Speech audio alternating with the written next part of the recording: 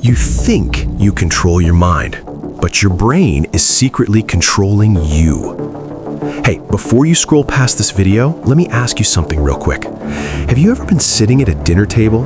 Everyone around you is laughing and talking about the latest show or some random gossip, and you're just quietly sitting there, staring at your plate, thinking about why humans invented money, or whether free will actually exists, or why that conversation you had 3 years ago still bothers you at 2 a.m.? If you just nodded or even smiled a little, this video is literally made for you. Welcome back to the channel, and if you're new here, hi, I'm glad the algorithm finally did something right and brought you here. Today we're diving into something that I think a lot of people feel, but nobody ever really talks about openly: the psychology of deep thinkers. What's actually going on inside the mind of someone who just can't stop thinking? Why do some people see the world at a completely different depth than everyone else? And here's the twist: is being a deep thinker actually a superpower, or is it secretly making your life harder? Stay with me, because by the end of this video, you might understand yourself or someone you love in a way you never have before. So first things first, what even is a deep thinker? And no, it doesn't mean you sit in a dark room reading philosophy books while drinking black coffee. Although if you do that, no judgment. Actually, respect. A deep thinker is simply someone who processes information at a much deeper level than what's required. Most people hear a news story and move on. A deep thinker hears the same story and immediately starts asking, but why did that happen? Who benefits from this? What does this mean for society 5 years from now? What am I missing? It's like everyone else is watching a movie, enjoying the popcorn, having a great time, and the deep thinker in the back row is mentally dissecting the director's childhood trauma through every camera angle. Sound exhausting? It kind of is, but it's also kind of amazing. Here's what got me curious about this topic. Psychologists have found that deep thinkers share a very specific set of traits that set them apart in both incredibly beautiful and sometimes genuinely painful ways. And when I started reading about this, I thought, oh wow, this explains so much about why some people feel like they just don't quite fit the world they were born into. Let me tell you about a guy. Let's call him Arjun. Arjun was the kind of person who, at a friend's birthday party, would somehow end up in a corner with one person having a deeply meaningful conversation about life, purpose, and regret, while everyone else was doing shots and dancing. Not because Arjun was antisocial, but because small talk felt like trying to eat when you're not hungry. Technically, you can do it, but why? Arjun grew up feeling slightly out of place. He was quiet in class, not because he didn't have thoughts, but because he had too many thoughts, and most of them were questions his textbooks couldn't answer. His teachers called him a dreamer. His parents worried he was too serious. His friends liked him, but sometimes found him a lot. What nobody realized, including Arjun himself, was that his brain was wired differently. Not broken, not weird, just deeper. And here's the thing, there are millions of Arjuns out there. Maybe you're one of them. Maybe your child is one of them. Maybe your best friend is one, and they've never had the words to explain why they are the way they are. So let's give them those words. Let's talk about what the science actually says about how deep thinkers' brains work. Researchers who study personality and cognition have identified something called high sensitivity and depth of processing. And it turns out about 20% of the human population has a nervous system that literally processes information more deeply and thoroughly than the other 80%. We're talking about neurons that make more connections, brains that notice subtleties most people filter out, and minds that don't just experience the world, they analyze it in real time. Here are some traits that show up again and again in deep thinkers, and tell me if any of these sound familiar. First, you overthink everything, and I mean everything.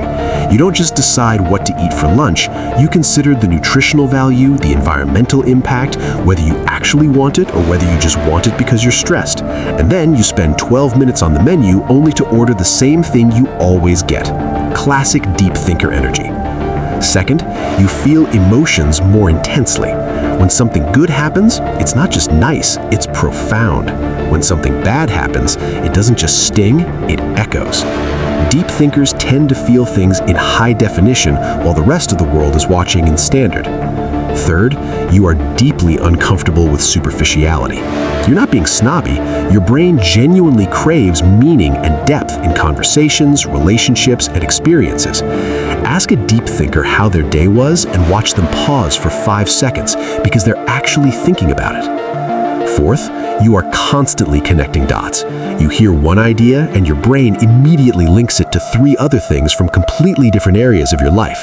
It's like your mind runs its own background app that never closes, even when you're sleeping, especially when you're sleeping. Now here's where it gets interesting and a little uncomfortable, because being a deep thinker isn't all beautiful midnight thoughts and profound insights. There's a shadow side that nobody talks about enough.